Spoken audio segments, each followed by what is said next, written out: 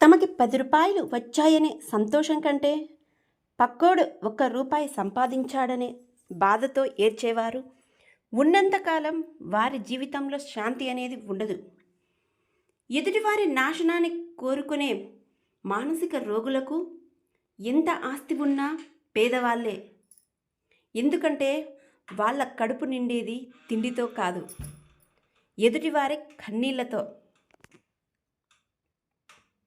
తమ ఇల్లు వెలిగిందని సంబరపడే దానికంటే ఎదుటివారి ఇల్లు ఆరిపోయిందని నవ్వే నీచమైన మనస్తత్వం ఉన్నవారికి కాలమే తగిన పాఠం చెప్తుంది.